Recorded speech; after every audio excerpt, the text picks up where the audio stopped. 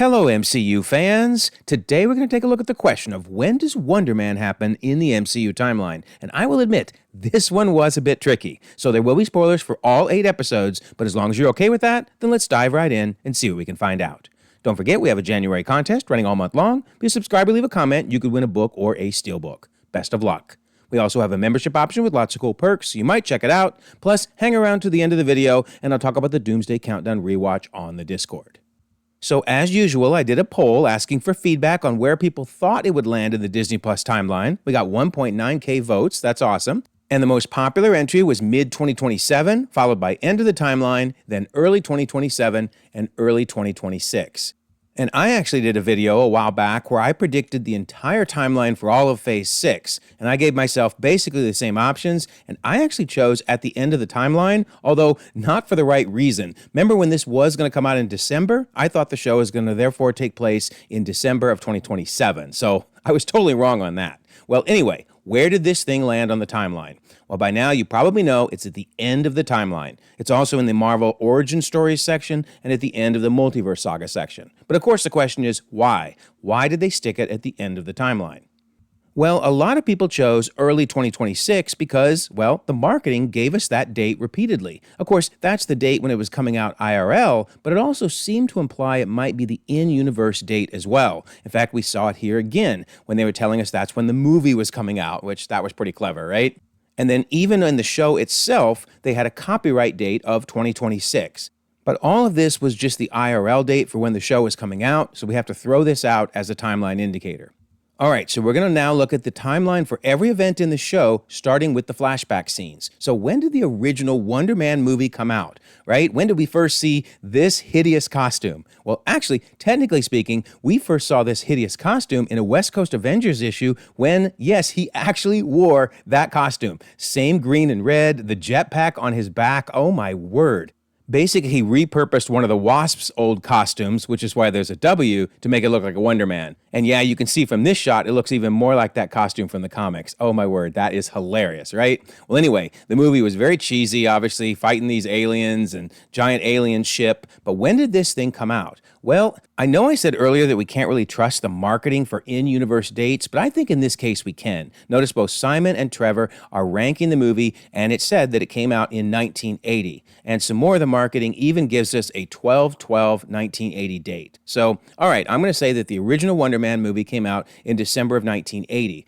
And in fact, we do get some in-universe hints about that when Simon says, who's the guy that played Wonder Man? And his dad says, Brent Willard. Man, he was in a lot of stuff in the 80s. So, all right, 1980 for when the movie came out. So then the next question is, when did Simon watch the movie? Because obviously he would be too young to have seen it when it first came out. So here he is in the theater with his dad, and he's loving the movie, but how old is he here? And more importantly, when is this happening in the timeline? Well, we do get some hints at that because when the kitchen incident happens in his childhood with the stove, they say, I don't think I've seen a healthier 13-year-old in my life. And then later his brother is giving him grief saying, what 13-year-old doesn't understand how a stove works?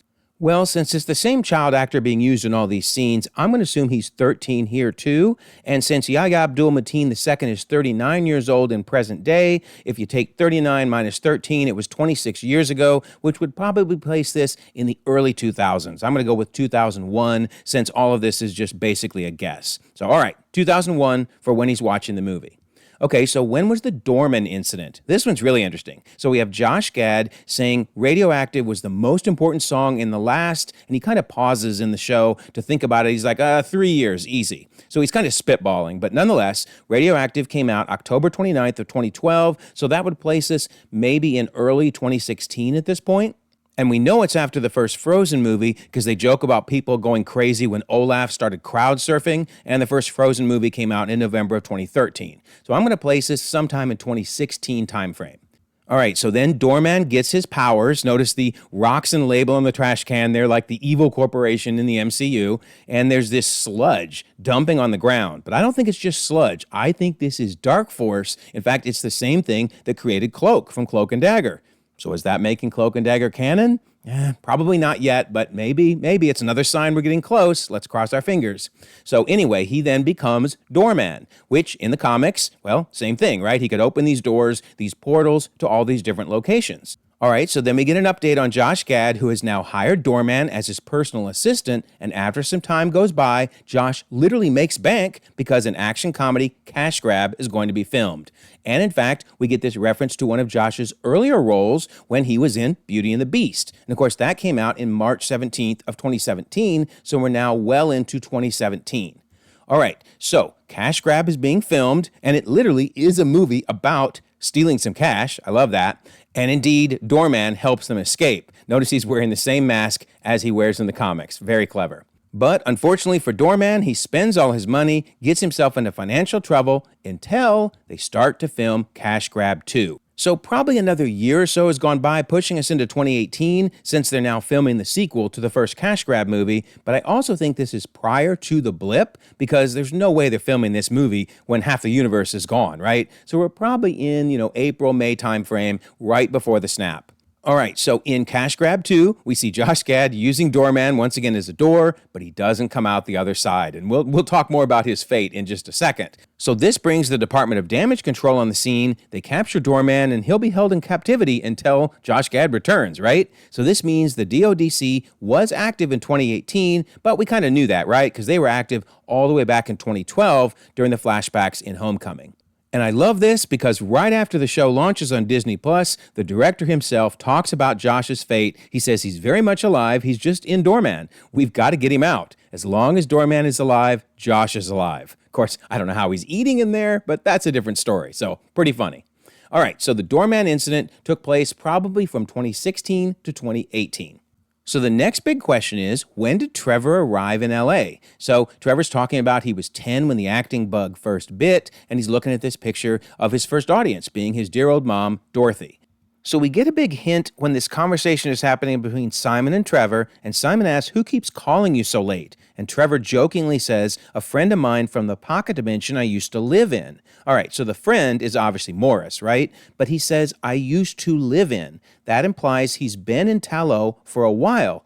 And in fact, we know that because when they're being interviewed, it's mentioned that he arrived back in Los Angeles a few months ago. So he hasn't been in LA for very long. So yeah, even though the Shang-Chi movie takes place in spring of 2024, apparently he lived in Tallow for a while before returning to LA.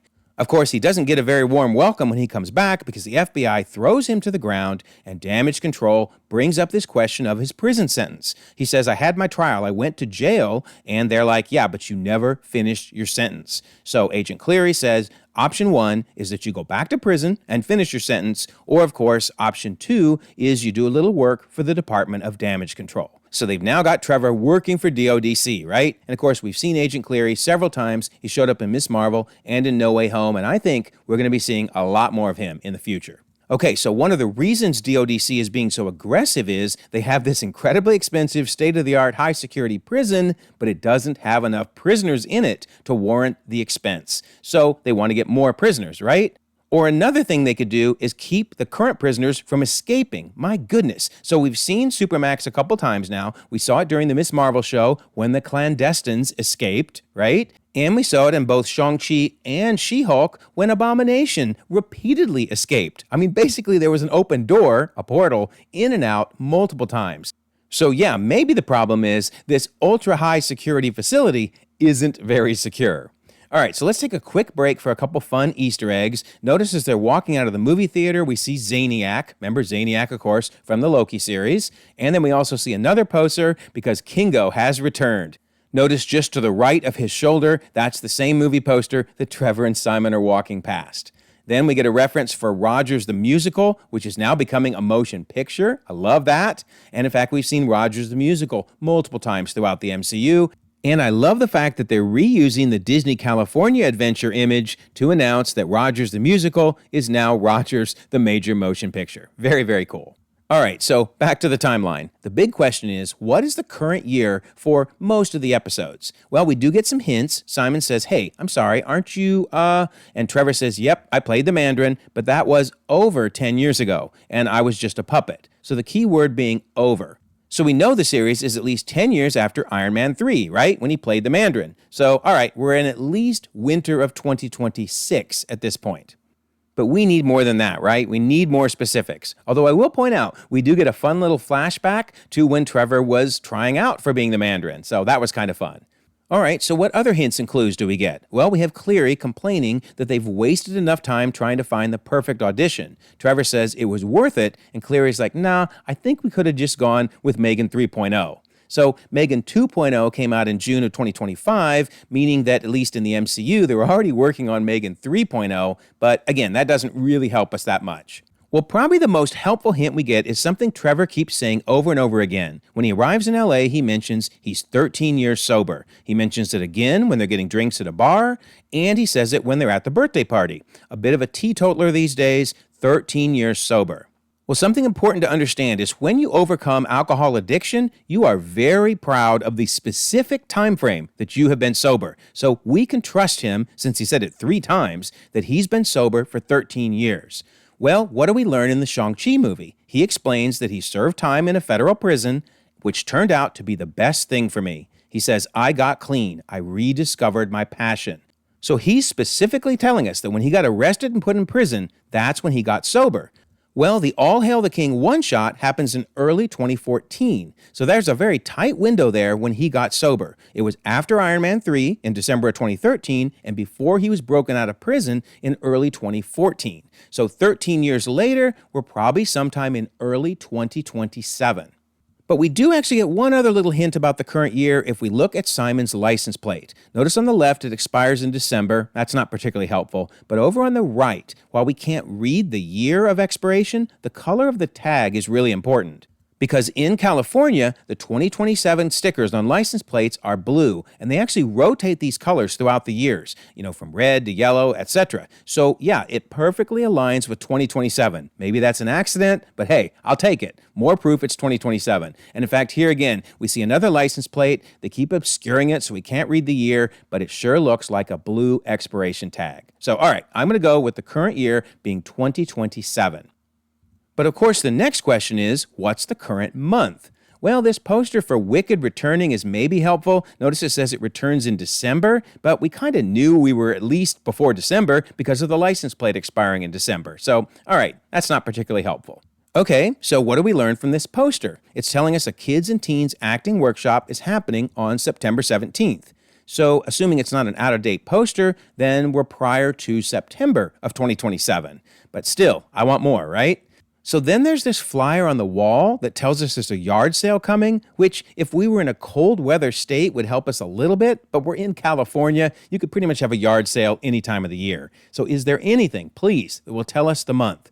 Well, we do actually get the answer we're looking for, and it's on this computer screen that Simon looks at when he's at his agent's office. It doesn't matter what Von Kovac is saying, but notice on the right, some very helpful information. I'll zoom in on it. It says, don't miss out on this week's features, and has articles from March 24th and April 1st. Okay, right? They're saying this week's features, so that means we must be in spring of 2027. In fact, probably early April, because it would have to be after that April 1st article came out. So that's when things like Trevor coming back from the airport happens and the tryouts happen, etc. So most of the series is happening in spring of 2027.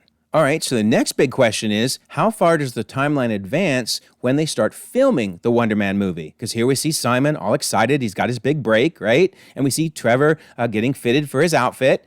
And we learn that filming has been happening for about a week, right? How's your first week? And now we can actually revisit this quote from the interviewer who says, so, Trevor, you arrived back in Los Angeles a few months ago, right? So that means the filming for the movie is literally just a few months after Trevor arrived in LA, because she's doing this interview while they're doing the filming, right? So we've now probably advanced to summer of 2027.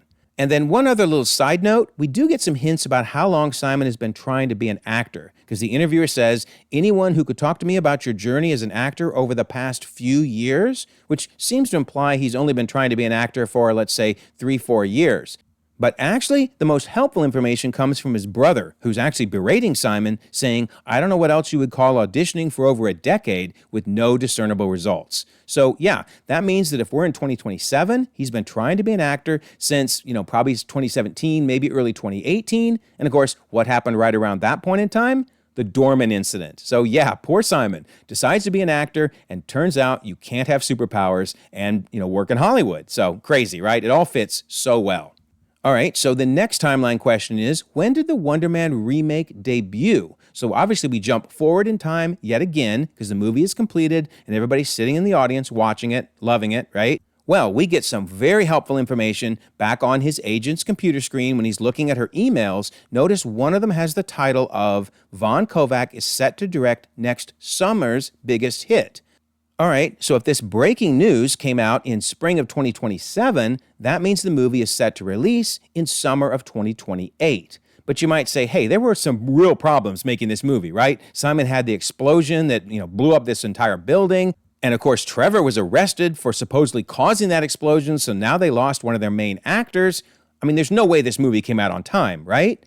Well, we actually learn a very important bit of information when the day after that explosion, Simon is told apparently Von Kovac never misses a shoot day. So yeah, the dude is bound and determined to get his movie out in summer of 2028. So he hires Joey Pants to take over Trevor's role, which is a hilarious callback, but also gives us another key clue that we're in 2028. Because Janelle, Simon's agent, says to Joey Pants, hey, why don't you call my office? We could set something up. And he responds, I've been with Barry for 20 years. This sounds like a throwaway line, but it's actually very important because Barry McPherson has represented him for at least 12 years when this article in the San Antonio Express came out in May of 2020.